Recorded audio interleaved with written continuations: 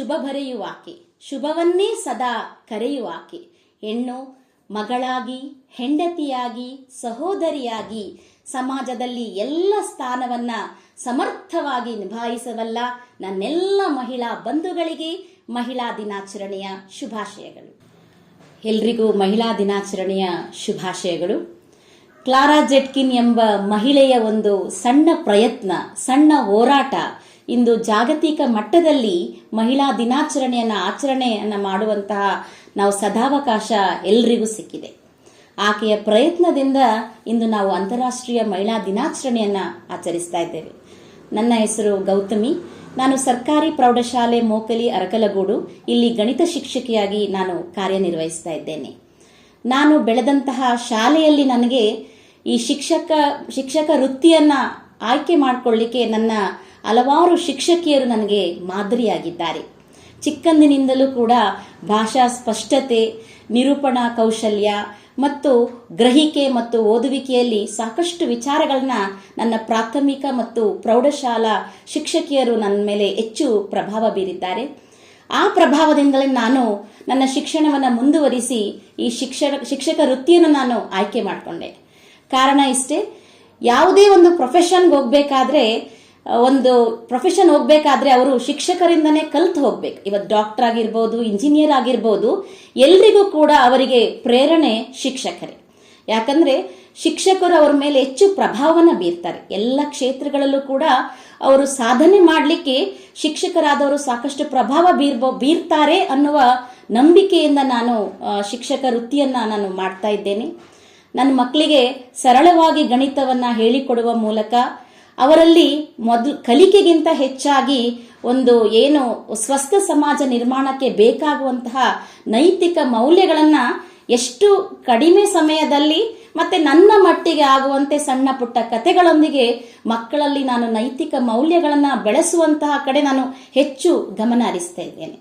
ಅದೇ ರೀತಿ ಶಿಕ್ಷಕ ವೃತ್ತಿಯ ಜೊತೆಗೆ ನಾನು ಅರಕಲಗೂಡಿಗೆ, ಚಿಕ್ಕಮಗಳೂರು ನನ್ನ ತವರು ಮನೆ, ಅಲ್ಲಿಂದ ಅರಕಲಗೂಡಿಗೆ ಬಂದಾಗ ನನಗೆ ಹಲವಾರು ಸಂಘ ಸಂಸ್ಥೆಗಳು ನನ್ನನ್ನು ಗುರುತಿಸಿ ನಿರೂಪಣೆಗೆ ಅವಕಾಶವನ್ನ ಮಾಡಿಕೊಟ್ರು.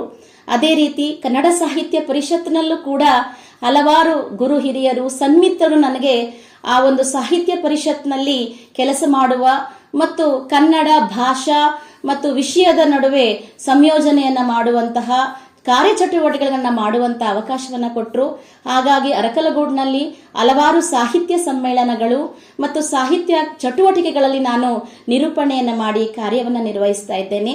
ಅಷ್ಟೇ ಅಲ್ಲದೆ ನಮ್ಮ ಒಂದು ಏನು ಶಾಲಾ ಶಿಕ್ಷಣದಿಂದ ನಡೆಯುವಂತಹ ಶಿಕ್ಷಕರ ದಿನಾಚರಣೆಯಲ್ಲೂ ಕೂಡ ನಿರೂಪಣೆಯನ್ನ ಮಾಡಿಕೊಂಡು ನಾನು ನನ್ನ ವೃತ್ತಿಯನ್ನ ಜೊತೆಗೆ ನನ್ನ ವೃತ್ತಿಯನ್ನ ನಡೆಸ್ಕೊಂಡು ಹೋಗ್ತಾ ಇದ್ದೀನಿ. ಇದೆಲ್ಲ ಸಾಧ್ಯವಾಗಬೇಕಾಗಿದ್ರೆ ಮುಖ್ಯವಾಗಿ ನನಗೆ ನಮ್ಮ ಮನೆಯೇ ಒಂದು ದೊಡ್ಡ ಸ್ಫೂರ್ತಿ. ಯಾಕಂದ್ರೆ ನಮ್ಮ ಮಾವ ಅವರು ಕೂಡ ಶಿಕ್ಷಕರಾಗಿದ್ರು.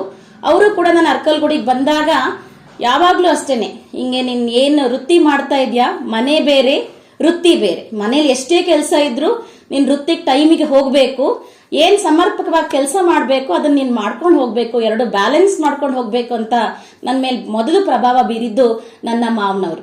ಇದ್ರ ಜೊತೆಗೆ ನಮ್ಮ ಮನೆಯವರು ಕೂಡ ದೊಡ್ಡಮಗ್ಗೆ PU ಕಾಲೇಜಿನಲ್ಲಿ ಭೌತಶಾಸ್ತ್ರ ಉಪನ್ಯಾಸಕರಾಗಿದ್ದಾರೆ.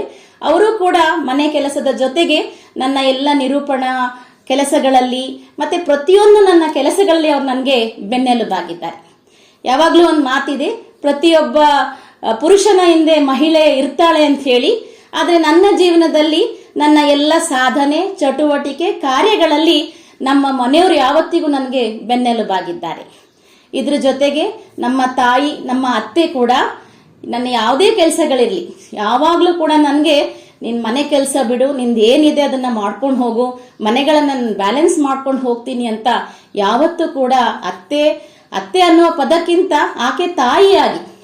ಯಾಕಂದ್ರೆ ಇವತ್ತು ನಾವು ಸಮಾಜದಲ್ಲಿ ಒಂದು ದೊಡ್ಡ ಕಂದರವೇ ಇದೆ ಅತ್ತೆ ಸೊಸೆ ಮಧ್ಯದಲ್ಲಿ.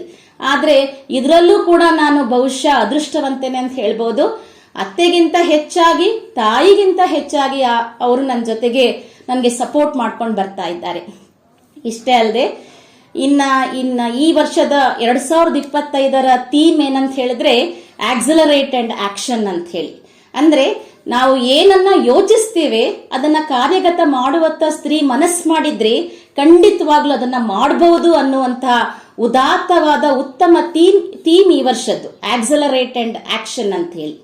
ಇನ್ನು ಇಷ್ಟೆಲ್ಲ ಮಾತನಾಡುವಾಗ ನನಗೆ ಯಾವಾಗ್ಲೂ ಸದಾ ನನ್ನ ಮನಸ್ಸನ್ನ ಕಾಡುವಂತಹ GS ಶಿವರುದ್ರಪ್ಪನವರ ಸಾಲುಗಳಿದೆ. ಮನೆ ಮನೆಗಳಲ್ಲಿ ದೀಪ ಮುಡಿಸಿ, ಹೊತ್ತು ಹೊತ್ತಿಗೆ ಅನ್ನ ಉಣಿಸಿ, ನಿನಗೆ ಬೇರೆ ಹೆಸರು ಬೇಕೇ, ಸ್ತ್ರೀ ಎಂದರೆ ಅಷ್ಟೇ ಸಾಕೆ ಅಂತ. ಆ ಪ್ರಶ್ನೆ ಮೂಡಿದಾಗೆಲ್ಲ ನನಗೆ ಅನ್ಸೋದು, ಇವತ್ತಿನ ಮಟ್ಟದಲ್ಲಿ ಮಹಿಳೆ ಇದಕ್ಕೂ ಮೀರಿ ಎಲ್ಲ ಕ್ಷೇತ್ರಗಳಲ್ಲೂ ಬೆಳೆದಿದ್ದಾಳೆ. ಇದಕ್ಕೆ ಕಾರಣ ಅವಳಲ್ಲಿರುವಂತಹ ಪ್ರಯತ್ನ, ಆತ್ಮವಿಶ್ವಾಸ, ಸಾಧಿಸಲೇಬೇಕೆಂಬ ಛಲ ಆಕೆಯಲ್ಲಿರೋದ್ರಿಂದ ಇವತ್ತು ಅವಳು ಸಾಧಿಸ್ತಾ ಬಂದಿದ್ದಾಳೆ.